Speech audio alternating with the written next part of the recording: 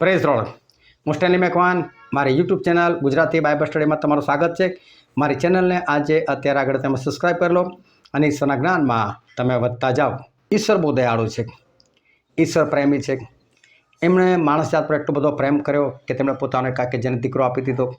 એ સારું કે જે કોઈ તેની પર વિશ્વાસ કરે તેનો નાશ ન થાય પણ તે અનંત જીવન પામે।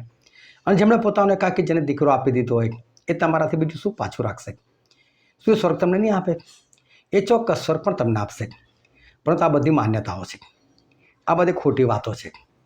ભલે ઈશ્વર તમારા માટે જીવ આપ્યો, ભલે એમણે પોતાનું લોહી તમારા માટે વેવડાવ્યું, પણ તો પણ હું તમને કહું છું કે ઈશ્વર તમને મારી નાખશે, તમે મરશો।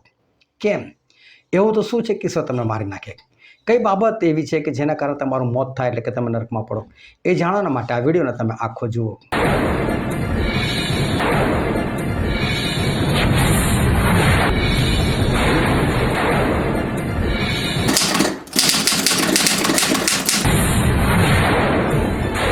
આજે છે તારીખ 12 ડિસેમ્બર 2025। વોટ્સએપ પર જે રોજે 10 સવાલો પૂછવામાં આવે છે તેનો આ વિડીયો છે। અને આજનો સૌથી પહેલો પ્રશ્ન છે, અમે આત્મિક વસ્તુઓ વાવી છે તો તમારી કેવી વસ્તુઓ લણીએ? અને એનો જવાબ છે સી શરીરોપયોગી। એટલે કે જો અમે આત્મિક વસ્તુઓ વાવી છે તો અમે તમારી શરીર ઉપયોગી જે વસ્તુઓ છે એને લણીએ। આ સેવકોનો એક હક છે। સેવકો તમારી પાસે આવે છે, તમારા માટે પ્રાર્થના કરે છે, તમને વચન આપે છે, પોતાનું પેટ્રોલ ખર્ચીને આવે છે, પોતાનો સમય લઈને આવે છે। તો તમારી પાસે જે શરીર ઉપયોગી વસ્તુઓ છે એ લોકોને લેવાનો પૂરેપૂરો અધિકાર છે। આ અધિકાર ઈશ્વરે આપેલો છે। અને હું તમને બાઇબલમાંથી એક વચન કાઢીને બતાવું, જે છે 1 કોરિન્થી 9મો અધ્યાય અને તેની 12મી કલમ। જો બીજાઓ 11મી કલમ, જો અમે તમારે સારું આત્મિક વસ્તુઓ વાવી છે તો અમે તમારી શરીરોપયોગી વસ્તુઓ લણીએ। એ કંઈ મોટી વાત કહેવાય કે છે? એટલે કે અમે તમારા માટે આ બધું કામ કરે છે, અમે તમારા માટે બાઇબલ લઈને આવીએ છીએ, અમે તમને બાઇબલના વચનો શીખવાડે છે, તમે બીમાર હો છો અમે તમારી ખબર લઈએ છીએ, અમે તમારા માટે પ્રાર્થના કરીએ છીએ, તમને સાજાપણું અપાવે છે, તમને આશીર્વાદિત કરીએ છીએ, તમને અનંત જીવનના વારસદાર બનાવવા માટેના સઘળા પ્રયત્નો કરીએ છીએ। તો પછી કહે છે અમે આ બધું એક વાવણી કહેવાય, આત્મિક વસ્તુઓ અમે વાવી છે। તો કહે છે કે અમે શરીર ઉપયોગી વસ્તુઓ ના લણીએ। કહે છે એક ખેડૂત જ્યારે એ પોતાના ખેતરની અંદર કામ કરતો હોય છે અને જે કંઈ વાવતો હોય છે તો શું કાપણી કોઈ બીજો કરી જાય? કાપણીનો પૂરેપૂરો હક એનો જ છે। એનો અર્થ એવો થયો કે જે સેવક તમારે સારો આવે છે ને એને પૂરેપૂરો હક છે કે એ તમારી શરીર ઉપયોગી વસ્તુઓ લણે, એટલે પોતે ત્યાંથી લઈ જાય એવો ઈશ્વર એને પૂરેપૂરો હક આપે છે। અને 12મી કલમ એવું કહે છે, જો બીજાઓ તમારા પરના એ હકનો લાભ લે છે તો તેઓના કરતાં અમારો વધારે હક નથી શું? તો પણ એ હકનો અમે ઉપયોગ કર્યો નથી, પણ અમારાથી ખ્રિસ્તની સુવાર્તાને કંઈ અટકાવ ન થાય માટે સર્વ સહન કરે છે। તો પાઉલ પ્રેરિત કહે છે કે બીજાઓ જે લોકોને અધિકાર નથી એ તમારી પાસેથી નથી લઈ જતા। જો તમારા ઘરે બીજા મંડળીના આપણા પાસ્ટરો આવે, તમારે ત્યાં બીજી સંસ્થાના લોકો આવે અને પછી તમને વાતો કરીને તમારી પાસેથી દાન લઈ જાય છે, એ લોકો તમારા માટે શું કરે છે? એ લોકો તમારા માટે કશું નથી કરતા। એ લોકો ફક્ત તમારી પાસે આવીને દાન લઈને જતા રહે છે, પણ તમારા માટે મહેનત જે સેવક કરે છે તો એનો પૂરેપૂરો હક છે અને એ બધું લઈ જઈ શકે છે તમારી પાસેથી। પણ જે તમારી પાસે ખાલી દાન લેવા માટે આવે છે એનો થોડો અધિકાર છે, અને છતાંય જો લઈ જતો હોય તો પછી હોંશે એને આપતા હોય તો એક સેવક જે તમારા માટે મહેનત કરે છે એને કાપણીનો કેટલો બધો હક છે। પછી બીજો પ્રશ્ન છે આજનો, તેઓમાંના કેટલાય કે વ્યભિચાર કર્યો અને એક દિવસમાં કેટલા માર્યા ગયા? અને એનો જવાબ છે 23,000 લોકો માર્યા ગયા। હવે નવા કરારમાં પ્રભુ ઈસુ ખ્રિસ્ત આવ્યા, એમણે પોતાનો જીવ આપી દીધો, પોતાનું લોહી વેવડાવી દીધું, વ્યભિચારી સ્ત્રીને માફ કરી, એમણે મરિયમને પણ માફ કર્યા, એમણે જખીને પણ માફ કર્યા। અને પ્રભુ ઈસુએ લોકોને માફ કર્યા અને વધસ્તંભ હતા ત્યારે પણ એ બોલ્યા કે હે મારા પિતા, તેઓને માફ કર, કારણ કે તેઓ શું કરે છે તે તેઓ જાણતા નથી। આના માટે બધાને એવું લાગે છે કે પ્રભુ શું કેટલા સરસ છે, કેટલા દયાળુ છે, કેટલા કોમળ છે, અને એ તો આપણને બસ માફ કર્યા જ કરશે, માફ કર્યા જ કરશે। પરંતુ હું તમને કહેવા માગું છું કે આ પ્રભુ ઈસુ એ દેવ છે, અને એમને દેવની ઉપાધિ આપવામાં આવેલી છે. પોતે દેવ હોવા છતાં દેવનું સ્વરૂપ એમણે પકડી રાખવાની ઈચ્છ્યું નહીં. એ તો આપણા માટે મનુષ્ય બનીને આવ્યા, આપણા માટે ખાલી થઈને આવ્યા, અને એમણે આપણા માટે જીવ આપ્યો ને એટલે એમની ઈચ્છા છે કે દરેક લોકો તારણ પામે. એટલે કોઈનો નાશ નથી કરતા, પણ એનો મતલબ એવો નથી કે આવનાર દિવસોમાં નાશ નહીં કરે. આ જ પ્રભુ ઈસુ એ તો અનંત જીવન આપનાર ઈશ્વર છે. આ પ્રભુ ઈસુ એટલે આપણા ન્યાયાધીશ છે, અને અંત સમય જે ન્યાય કરનાર છે એ પ્રભુ ઈસુ પોતે છે. અને અંત સમય જે લોકોને નરકમાં નાખનાર છે ને એ પણ આ પ્રભુ ઈસુ જ છે. એટલે તમારે કબૂલ કરવું જ રહ્યું કે પ્રભુ ઈસુ ખ્રિસ્ત એ મારી નાખનાર પણ ઈશ્વર છે. કારણ કે જે 1 કોરિન્થી તેનો 10મો અધ્યાય, અને ત્યાં બાઇબલમાં એવું લખેલું છે, પણ તેઓમાંના ઘણા ખરા પર દેવ પ્રસન્ન ન હતો, માટે તેઓ રાનમાં માર્યા ગયા. આ 10મો અધ્યાય તેની 5મી કલમથી વાંચું છું. હવે જેમ તેઓ ભૂંડી વસ્તુઓની વાસના રાખનારા હતા, તેવા આપણે ન થઈએ, તે માટે આ વાતો આપણે સારું ચેતવણીરૂપ હતી. એ લોકોએ કહે છે કે ભૂંડી વાસનાઓ કરી, પણ કે આપણે ના કરીએ કે છે, એવું બાઇબલ કહે છે. એ લોકોએ કરી પણ તમે ના કરો. કેમ? તો કે એમાં ચેતવણી છે. શું ચેતવણી છે? આગળ વાંચું છું. જેમ તેઓમાંના કેટલાક મૂર્તિપૂજક થયા, તેમ તમે ન થાઓ. કેમ કહે છે કે તમે ના થાઓ? કે લખેલું છે કે લોકો ખાવા પીવા બેઠા અને ઉઠીને નાચવા લાગ્યા. જેમ તેઓમાંના કેટલાકે વ્યભિચાર કર્યો અને એક દિવસમાં 23,000 માર્યા ગયા, તેમ આપણે ના કરીએ. એટલે પ્રભુ જૂના કરારની બધી વાતો યાદ દેવડાવે છે કે જૂના કરારમાં જ્યારે જ્યારે લોકોએ પાપ કર્યા ને તો લોકો માર્યા ગયા, એ લોકોને માર્યા પ્રભુએ. અને પછી શું કહે છે? વળી જેમ તેઓમાંના કેટલાએ કે પ્રભુનું પરીક્ષણ કર્યું અને સર્પોથી નાશ પામ્યા, તેમ આપણે તેનું પરીક્ષણ કરીએ નહીં. એ લોકો બધા સાપથી નાશ પામ્યા. આપણે એવું ના કરીએ. એટલે કે તમે હજુ સુધી બચી રહ્યા છો તો કે તમે એવું ના કરો. પછી આગળ લખેલું છે, વળી જેમ તેઓમાંના કેટલાકે બડબડાટ કર્યો અને સંહારકથી નાશ પામ્યા, તેમ તમે બડબડાટ ના કરો. એ લોકો હવે બધા કચકચ કરીને એના કારણે ઘણા બધા લોકો મૃત્યુ પામ્યા. પણ બાઇબલ કહે છે તમે ના કરો. હવે કેમ આવું બધું ના કરો તેનું કારણ હવે આપવામાં આવ્યું છે. હવે એ સગળું તેઓને વીત્યું, તે તો દાખલો લેવા માટે થયું. આ તો તમને દાખલો મળે ને કે પ્રભુ કેવા છે એ જાણો, એના માટે આ બધું લખવામાં આવેલું છે નવા કરારની અંદર. અને પછી કહે છે કે અને જેઓના પર યુગોનો અંત આવી લાગ્યો છે, એવો આપણને બોધ મળે તેને સારું લખવામાં આવેલું છે. આપણને બોધ મળે ને એના માટે લખવામાં આવેલું છે. પ્રભુ એમ કહેવા માગે છે કે જો જૂના કરારમાં લોકોને મારે ને તો તમને બી મારશે જ, તમને પણ નરકમાં નાખશે જ. એટલે એવું ના સમજતા કે દેવ બહુ દયાળુ છે ને કૃપાળુ છે એટલે આપણને કશું નહીં કરે. એ દયાળુ છે, કૃપાળુ છે, પ્રેમી છે, એમાં કોઈ પણ ખોટ નથી, એમાં કોઈ પણ સંદેહ નથી, શંકા નથી. એ છે જ દયાળુ કૃપાળુ. પરંતુ જજની ખુરશી પર દયા કૃપા ના ચાલે, અને જજ છે એ વસ્તુને તમે યાદ રાખજો. અને પછી આજનો ત્રીજો પ્રશ્ન છે, તમારે આગળ જે કંઈ પીરસવામાં આવે તે શાની ખાતર કંઈ પણ પૂછ્યા વિના ખાઓ? અને એનો જવાબ છે પ્રેરક બુદ્ધિની ખાતર. પ્રેરક બુદ્ધિ એટલે આપણી અંદર રહેલી એક સમજ શક્તિ. હવે પ્રભુ શું કહેવા માગે છે એ ધ્યાનથી સમજજો કે આજે જે વિધર્મીઓ છે એ વિધર્મીઓ જો તમને જમવા માટે બોલાવે તો વિધર્મી જમવા માટે બોલાવે તો બની શકે એ લોકોએ કશક ધરાયેલું હોઈ શકે, અને જે આપણે ના ખાવું જોઈએ એવો ખોરાક હોઈ શકે, એવી શક્યતાઓ છે. પરંતુ પ્રભુ એવું કહે છે કે ભલે તમને વિધર્મીઓ બોલાવે, તમે પૂછ્યા આગળ ખાઓ ને. કે છે એ તમારે પૂછવાનું નહીં. તમને જો કોઈ પણ પ્રસંગની અંદર વિધર્મીઓ બોલાવે છે તો તમે જઈ શકો છો. તમે વિધર્મીઓની સાથે તમે ખાવાનું ખાઈ શકો છો. આ પ્રભુ તમને છૂટ આપે છે, તમે કોઈ સાથે ખાઈ શકો છો. પણ જો તમને ખબર પડી જાય કે ભાઈ આ પ્રસાદ છે, આ ચઢાયેલું છે, તો પછી તમારે એને રોકવું જોઈએ અને તમે એને નથી ખાઈ શકતા. બાકી તો તમે એને ખાઈ શકો છો. તમારે પ્રેરક બુદ્ધિની ખાતર તમે પૂછ્યા વગર તમે ખાઓ, એવું બાઇબલનું વચન એ કહે છે કે સંદેહ રાખ્યા વગર ખાઓ. એટલે કે એવું નથી કે વિધર્મીઓ બધું એવું જ ખાતા હોય એટલે તમે એની સાથે ખાઈ શકો છો. પણ જો એ કહી દે કે આ ચઢાવેલું છે તો તમે પછી નથી ખાઈ શકતા. અને પછીનો પ્રશ્ન છે ચોથો, તમે સુધારાને સારું નહીં પણ શાને સારું એકઠા થાઓ છો? અને એનો જવાબ છે બગાડને સારું. એટલે ઘણી વખત સંગતની અંદર એ વખતે તો બધા લોકો સંગત પછી જમતા હતા જ, અને જમવાનું હોતું હતું જ. આજે પણ ઘણી જગ્યાએ સંગત પછી જમવાનું હોય છે, અને ત્યારે ઘણા લોકો છે ને ખાવધરની જેમ તૂટી પડે છે, આ લાવો આ લાવો. જો ચિકન મટન બનાવ્યું હોય ને તો પેલો વેચનારા ને તેને એને એવું કે પીસા પણ અલા પણ શું તમે ખાવધરા જેવું કરો? તમને ઘરમાં નથી ખાવા મળતું? પીરસનારો પીરસશે, જે આવશે તમે ખાઓ. તો ખાવાનું ઘરમાં મળતું જ હોય છે, એમાં આવું કહેવાની ક્યાં જરૂર છે? પીસ આપો. શું તમે ઘરે નથી ખાતા? પણ ઘણા લોકો તો ખાવધરની જેમ તૂટી પડે, મફતનું છે ને એમ સમજીને તૂટી પડે. અલા પણ પેટ તો તમારું પોતાનું છે ને, એટલું તો ધ્યાન રાખો. અને ઘણા લોકો પાસે ડબ્બો લઈને આવે. આઈને કાં ડબ્બામાં ભર્યા દઉં ને, મારો પતિ નથી આવ્યો, મારો છોકરો નથી આવ્યો. અને તો ખાવાનું સંગતમાં આવનાર લોકો માટે બનાવેલું છે, ઘરે જે રહી ગયા છે ને એ લોકોના માટે નથી બનાવ્યું. એટલે આવી બધી કુટેવો જે છે ને એ છોડી દેવાની. પણ આવી કુટેવ લઈને માણસો ભેગા થતા હોય તો પછી ત્યાં સુધારો થાય? ત્યાં કશો સુધારો ન થાય, ત્યાં પછી બગાડ થાય. એટલે પ્રભુ કહે છે કે તમે લોકો ભેગા થાવ છો ને, પણ કે તમે સુધારાને સારું નહીં, તમે તો બગાડને સારું ભેગા થાવ છો. હવે જે લોકો જમવાનું બનાવેલું હોય એ લોકોએ જેટલા આવવાના છે ને એ લોકોના માટે બનાવેલું હોય, અને આવી રીતે ડબ્બામાં ને એમાં લઈ જાય લોકો ખાવતરની જેમ તૂટી પડે ને બગાડે, તો પછી એનું આખું બેલેન્સ આમ તેમ થઈ જાય અને એના મનમાં પણ કડવાશ આવે કે આ લોકો કેવું કરે છે. તો ત્યાં સુધારો થવાની જગ્યાએ બગાડો થાય. આના માટે પ્રભુ કહે છે કે તમે આવી રીતે ભેગા ના થાવ, બગાડને સારું. પછી 5મો આજનો પ્રશ્ન છે, ઈસુ પ્રભુ છે એમ કોઈ માણસ કોની પ્રેરણા વગર કહી શકતો નથી?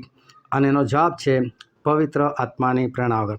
એટલે ઈસુ એક નામ છે, અને ખરેખર જે પ્રભુ ઈસુનું નામ આપવામાં આવેલું હતું એ હિબ્રુ ભાષામાં હતું યહોશવા. અને એ લોકો જ્યારે ઉચ્ચાર કરે છે યહોશવા ત્યારે એમ બોલે છે યેશુઆ, એટલે ઈસુ એવું નામ પડી ગયું યેશુઆ પરથી. પરંતુ ખરેખરું પ્રભુ ઈસુનું નામ હતું એ હતું યહોશવા.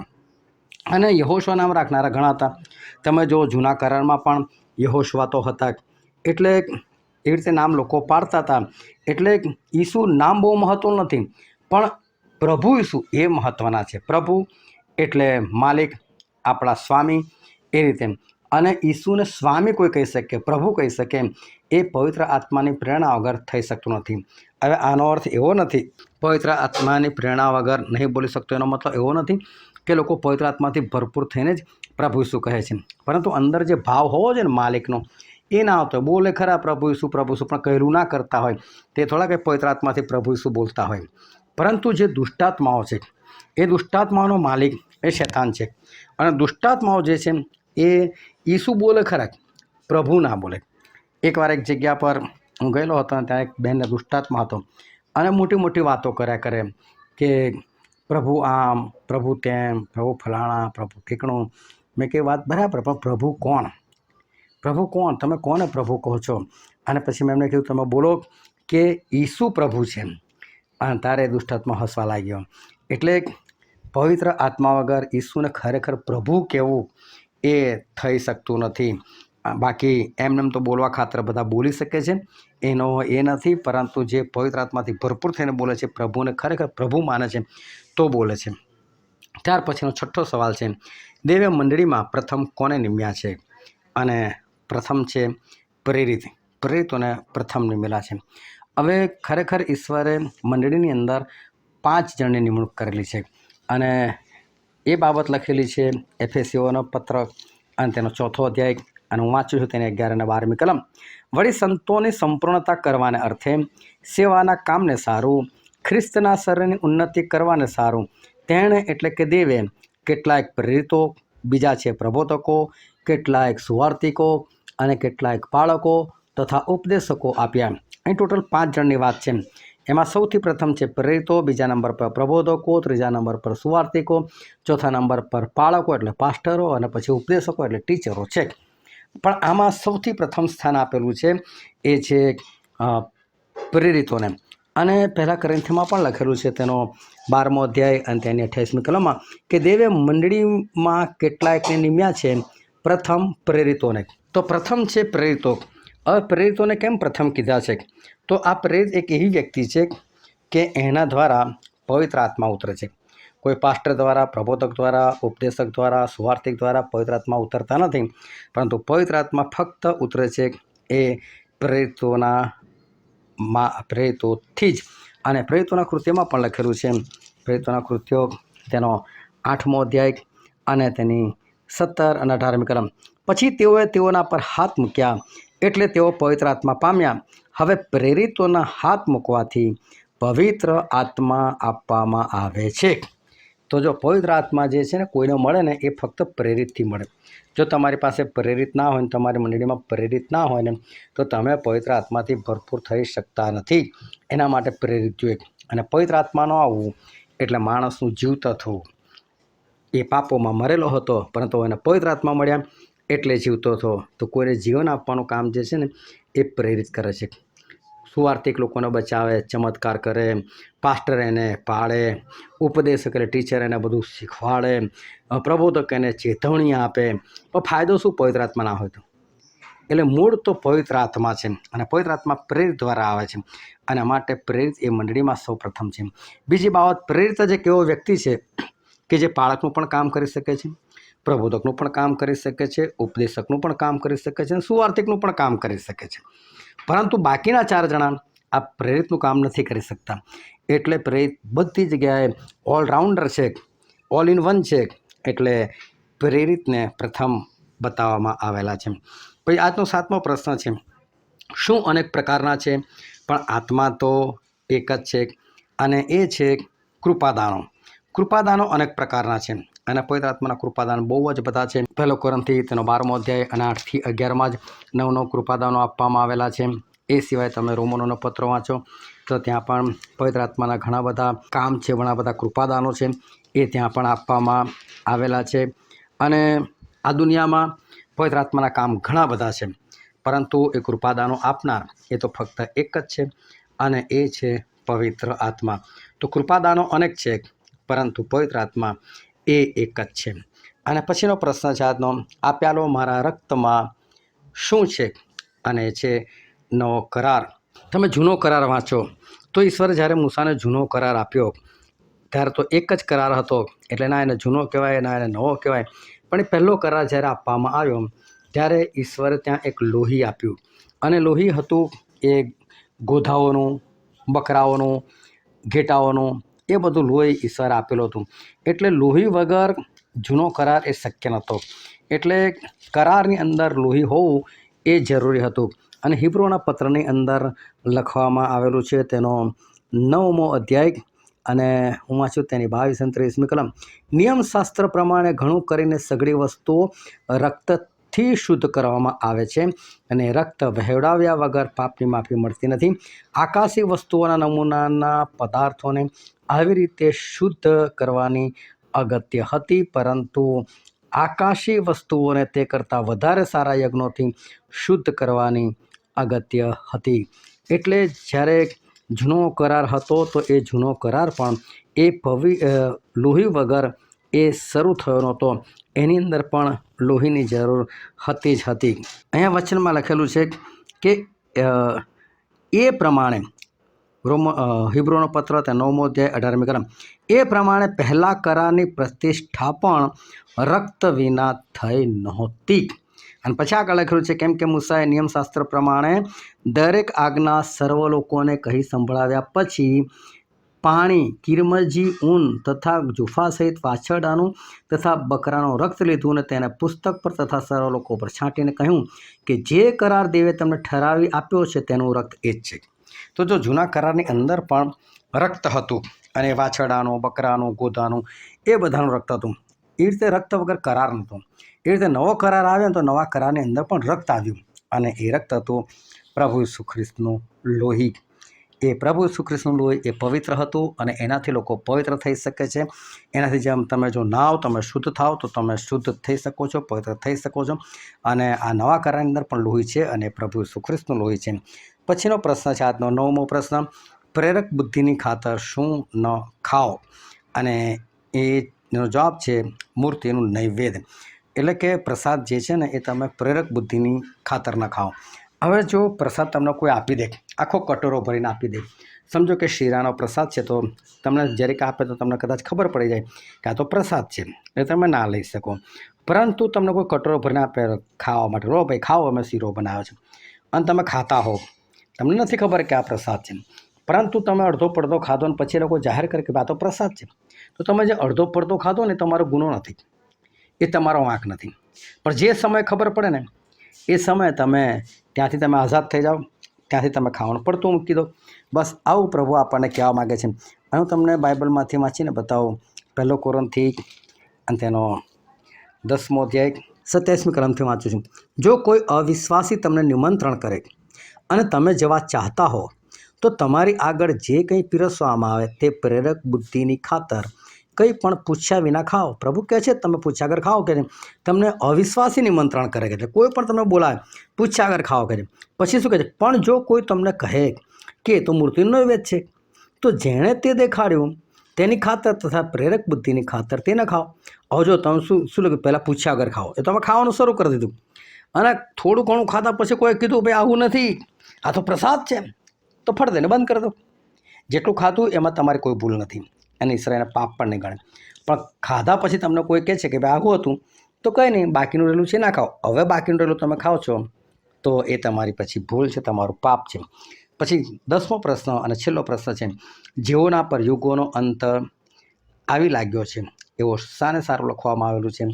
અને એનો જવાબ છે આપણને બોધ મળે તેને સારું. અને મેં પહેલાં જે બધું વચન વાંચીને દેખાડ્યું કે જૂના કરારની અંદર જ્યારે લોકોએ વ્યભિચાર કર્યો, લોકોએ મૂર્તિ પૂજા કરી, લોકો બળબડાટ કર્યો અને લોકો બધા નાશ પામ્યા. તો પ્રભુ પક્ષપાતી નથી. ભલે નવો કરાર આવી ગયો એનો મતલબ એવો નથી કે આવા બધા કામ તમે કરી શકો છો. જો તમે એવા કામ કરશો તો તમે ચોક્કસ નાશ પામશો. ઈશ્વર પક્ષપાતી નથી. જૂના કરારના લોકોનો નાશ કરે તો તમારો પણ નાશ કરી નાખશે. દેવ એવા જ છે, અને માટે પોતાની જાતને સાચવવાની જરૂર છે. તો રોજ આ રીતે 10 પ્રશ્નો પૂછવામાં આવે છે. તમે એનો જવાબ આપી શકો છો. બાઇબલ વાંચનમાં તમે આગળ વધી શકો છો, જ્ઞાનમાં વધી શકો છો અને ઈશ્વરના રાજ્યના તમે વારસદાર બની શકો છો. ઈશ્વર તમને આશીર્વાદ આપે. આમેન.